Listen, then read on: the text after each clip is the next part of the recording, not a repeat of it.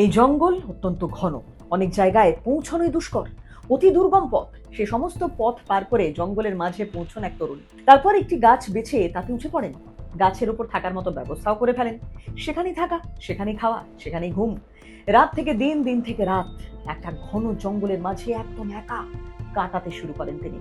খাবার বলতে অধিকাংশই কাঁচা খাবার, জল আর কিছু খাবার মাঝে মাঝে তার কাছে পৌঁছে দিয়ে আসতেন তার পরিচিত কয়েকজন, যারা তরুণীর এই অভিনব উদ্যোগে তাকে সাহায্য করেছিলেন। এই পর্যন্তই। গাছে তিনি একাই কাটাতে থাকেন। জঙ্গলে বন্যপ্রাণ থেকে ভয় তো ছিলই, তার সঙ্গে ছিল প্রকৃতির প্রতিকূল পরিস্থিতি। গাছে কাটানোর সময় কখনো বরফ পেয়েছেন, কখনো বৃষ্টি ঝরেছে, কখনো প্রবল গরম, কখনো ঝড়। এমন নানা প্রতিকূলতা এসেছে গেছে, কিন্তু মিরান্ডা গিবসন তার অবস্থানে অনড় থেকেছেন। এই গাছে থাকার সিদ্ধান্ত তার শখ করে নয়, প্রাচীন গহন জঙ্গল থেকে বেলাগাম গাছ কাটা রুখতেই তার এই আন্দোলনের ভাষাটা ছিল অভিনব।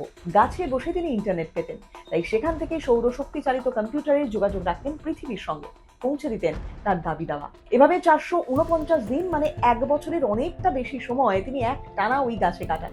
অস্ট্রেলিয়ার বাসিন্দা ওই তরুণী সেখানকার তাসমানিয়ার জঙ্গলে একটি গাছে উঠে বসেছিলেন 2011 সালে। তারপর সেখানেই 449 দিন একাকী বাস। এই প্রতিবাদ এখনো প্রকৃতিকে রক্ষা করতে এক অন্যতম অভিনব প্রতিবাদ হিসেবে রয়ে গেছে।